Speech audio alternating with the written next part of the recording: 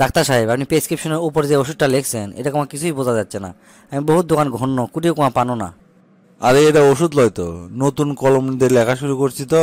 তো প্রথম প্রথম ওই কালি বাড়া ছিল না, সেই জন্যই ওই প্রেসক্রিপশনের উপরে ঘষাঘষি করে লিছি। এটা হচ্ছে যে ঘষাঘষির দাগ। আপনি এটা একটা কাম করছেন, আপনি আর ঘষাঘষি জায়গা পেলেন না, এই প্রেসক্রিপশনের উপরে ঘষা লাগলো। জানেন এর জন্য আমি 50টা দোকান আমার ঘোরা লাগছে। এ হে, 50টা দোকান আপনি ঘুরবেন কৃষক? এটা তো দেখেই বোঝা যাচ্ছে এটা ঘষাঘষি। বের মেয়ে, এটা ঘষাঘষি? আপনি আরগুলা জেলা ওষুধ লিখছেন সেগুলো সব ঘষাঘষি লাগাতেই লিখছেন আপনি। সব লেখা আপনার একই। মুখ সামলে কথা কন, এটা কি ধরনের ভাষা? আপনি জানেন আপনি কার সাথে কথা করছেন? আপনি একজন এমবিবিএস ডাক্তারের সাথে আপনি কথা করছেন।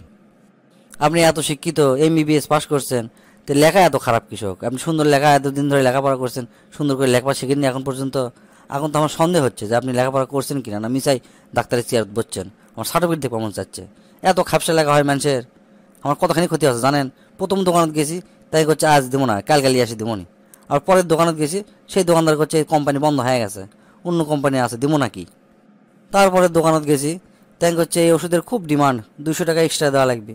আমি তো অর্ডার দিছি, ভাগ্য ভালো এই ওষুধটা খুঁজে পাইনি। তারপরে এক চীনা দোকানদার করছে ভাই এটা তো ক্যান্সারের ওষুধ। কার আবার ক্যান্সার হসে? আমি তো শুনে আমার বুকতে ধরপড় করা শুরু করে দিছে।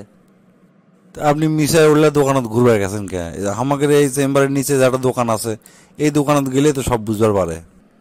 কথা তো ওটাই ডাক্তার সাহেব, আপনারা হচ্ছে শাকের করাত, মানে যাতেও কাটবেন আসতেও কাটবেন।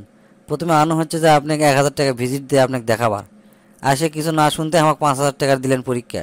পরীক্ষা নিয়ে আসনো, নিয়ে আসার পর কোনো রিপোর্টই আপনি দেখলেন না, না দেখে হিজিবিজি করে প্রেসক্রিপশন দিলেন লেখে। সেই লেখা কেউ বুঝার পারে না। এখন আবার করছেন যে অমুক দোকান ছাড়া অন্য দোকানে আপনি ওষুধ পাবেন না। তার মানে আমাকে আপনি পদে পদে পদে পদে মারিচ্ছেন। আপনি ইঙ্গা করে কথা করছেন কৃষক, একটু ভদ্রভাবে কথা কন। আপনিরা অভদ্রভাবে টাকা নিচ্ছেন, আর আমরা অভদ্র কথা কলেই দোষ না? আপনি কি জানেন আপনি গের মতো ডাক্তারে গেলে খারাপ হাতের লেখার জন্য রুগী গেলে কত বড় ক্ষতি হয়, কত বড় সর্বনাশ হয়? যুক্তরাষ্ট্রের ইনস্টিটিউট অফ মেডিসিনের গবেষণা মোতাবেক সারা বিশ্বে 7,000 লোক মারা যায় এই আপনাদের মতো খারাপ লেখার জন্যে। আপনারা এমন এক সেবা পেশায় নিয়োজিত, যে সেবার কারণে মানুষ আপনাকে মন ভরে দোয়া দিবে। এখন আপনার এমন পর্যায়ে এমন নিচে নেমে গেছেন, দোয়া তো দূরে থাক, রুগীরা খালি আপনার গেলায় আর গেলায়। সরি ভাই, আর লজ্জা দিয়েন না। আমি কাল থেকে আর কখনো এত বাজে এত খারাপ লেখবো না। স্পষ্ট করে প্রেসক্রিপশন লেখার চেষ্টা করবো, আর সঠিকভাবে চিকিৎসা করার চেষ্টা করবো ভাই।